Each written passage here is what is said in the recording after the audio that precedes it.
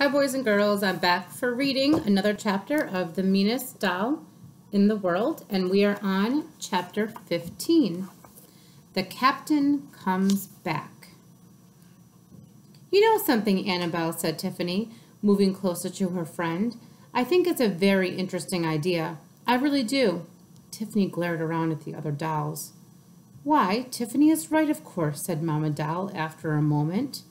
Yes, Annabelle, you've come up with the most interesting idea. You never know what positive thinking might accomplish. It can't hurt, said Dad Funcraft. We'll certainly try to incorporate it into our plan, said Auntie Sarah. Annabelle didn't answer them. She edged away from Tiffany and sat quietly apart from the others while they discussed plans for trapping Mean Mimi. She knew her friends and family were just being nice to her. They probably even felt sorry for her. Well, thought Annabelle, then they could go ahead and feel sorry. That was their problem, not hers. The dolls and the Funcrafts didn't end the meeting of the NDA until it was nearly time for the Palmers to wake up. Dad Funcraft, Bailey, and Baby Brittany were about to return to Nora's room when Tiffany said, Hey, we never decided where Annabelle and I should go. Where do you think Kate and Nora would expect to find us? They didn't notice us after we came back yesterday, said Annabelle. But I guess we should return to where they had left us before we went on the exploration with Auntie Sarah. Yes, that sounds safest, agreed Papa. So the Funcrafts hurried off, except for Mom, who was one of the heap on the parlor floor of the doll's house. Annabelle, many days earlier, a lifetime earlier she thought, had been sitting awkwardly in the kitchen before she left on the exploration with Auntie Sarah. Now she returned to her spot, and she began to worry. She had a long list of things to worry about, whether the Funcrafts would reach their home safely, whether Kate would notice that Annabelle had been missing and then had mysteriously returned, whether Mean Mimi had been hiding in Kate's room and had overheard the discussions of the NDA. And then she remembered her plan, positive thinking and deep breathing. She set her worries aside and instead imagined the Funcrafts walking calmly through the hallway, encountering no one and quietly entering their home while Nora slept on. Then she imagined Kate waking and going about her morning without so much as a glance at the dollhouse. She tried to imagine Mimi somewhere in the Palmer's house, far from Kate's room. But she didn't want to think about what Mimi might be doing, so she practiced her deep breathing instead. Breathe in, breathe out. Calm, calm, calm.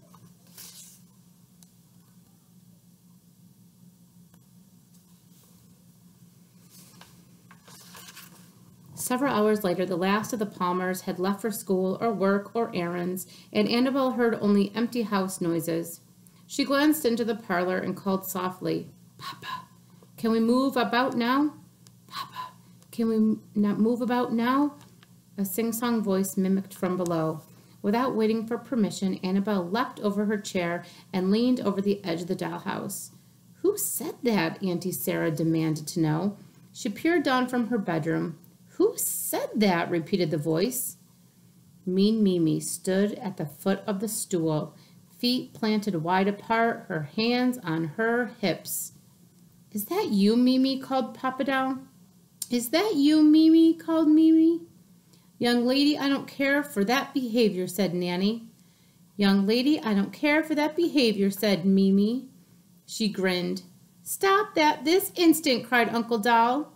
Stop that this instant, cried Mimi. Bobby joined Annabelle at the edge of the dollhouse. I'm a whiny little toad, he shouted. I'm a whiny little toad, said Mean Mimi.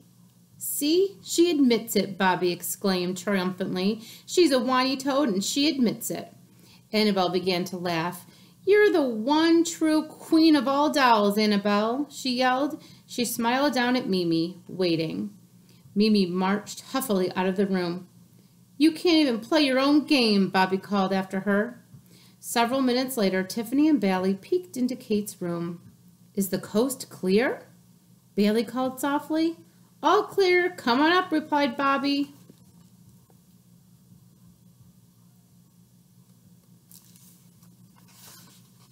Tiffany and Bailey sat on the top step of the stool and laughed as Annabelle and Bobby told them about Mimi and her game. I think you ought to be careful, though, said Papa Doll from the kitchen. I'm not sure you want to provoke her. Ha, said Bobby. But that night, not 10 minutes after Kate had turned off her light, Annabelle was startled by a noise that seemed to come from outside the Barbie camper. It was a small clatter, the sound of plastic hitting wood. A moment later, she heard a second clatter, and then a third, and a fourth. Had Kate gotten out of bed? Annabelle tried to see through the darkened room. She was fairly certain that Kate lay unmoving under her covers. Clatter, clatter. The captain? Annabelle didn't see him, and then, hee. Annabelle stifled a scream. Mama, she said in a loud whisper. I know, Mama replied softly. What should we do? Bobby, chase her out of the room. No, Annabelle whispered, remembering her plan. Don't do anything, but she's going to wake Kate up, Nanny hissed. And if she wakes Kate up, she'll see that we're all exactly where she left us, replied Annabelle. But what is she going to think about this strange doll who's running around her room? Asked Uncle Doll. Annabelle could see that he was twisting his hands. Well, said Annabelle. Rumors, said Papa Doll with a small moan. This is how they start, and they spread quickly. Despite herself, a chill ran through Annabelle. The next morning, Kate's floor was awash in tiny toys, old Barbie accessories, jacks, pieces from a Monopoly game, a plastic horse, Mr. Potato Head's eyes. Annabelle watched nervously as Kate woke up and sat on the edge of her bed. She rubbed her eyes, she yawned, and then she looked at the floor. Frowning, she leaned over and fingered the plastic horse. She dropped it and reached for a Barbie purse. Then, still frowning, she gathered up all the toys and set them in a pile on her desk.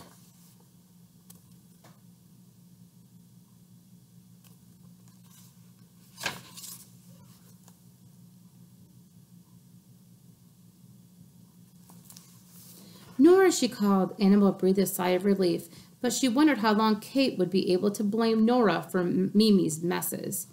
That night, the NDA met again. This has become urgent, said Auntie Sarah. We must trap Mimi quickly. Why not trap her right in the camper, suggested Papa. That would be efficient. Trap her there and keep her there. The dolls agreed that this would be a good idea, and for the rest of the night and the one after that, they worked on a plan. Mimi was busy too.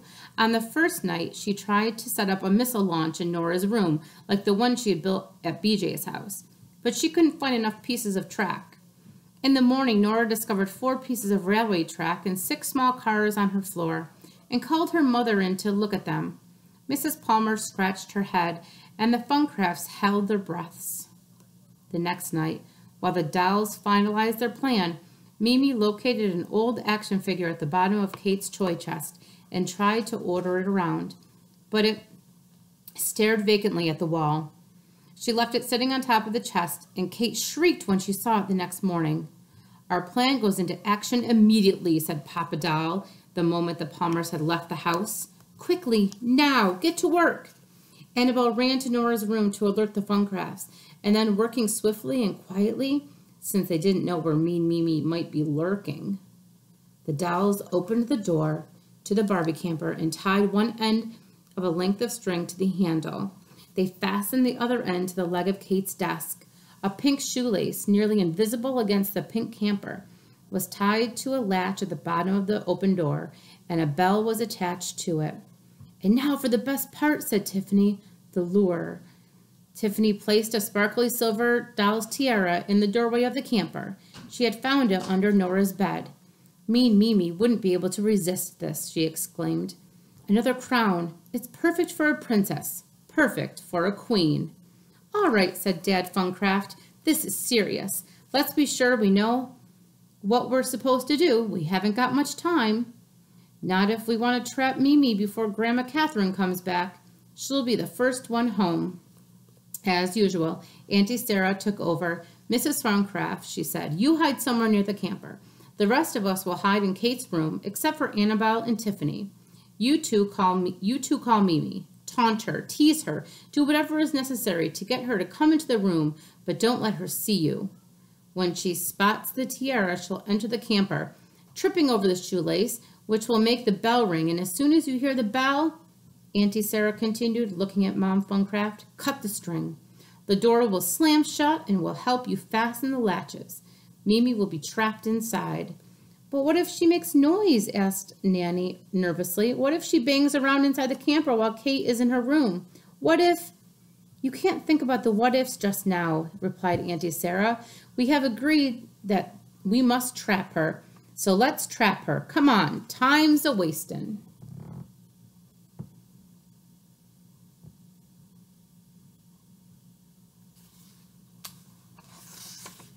The dolls took their places. Annabelle and Tiffany stood in Kate's doorway. Annabelle called, Mimi, oh, Mimi, where are you? And Tiffany shouted, come and get us. Mean Mimi, come and...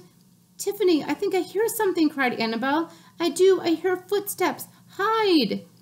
Annabelle and Tiffany ducked back into Kate's room and slid under her dresser. The footsteps grew louder, and in a matter of seconds, the bell rang.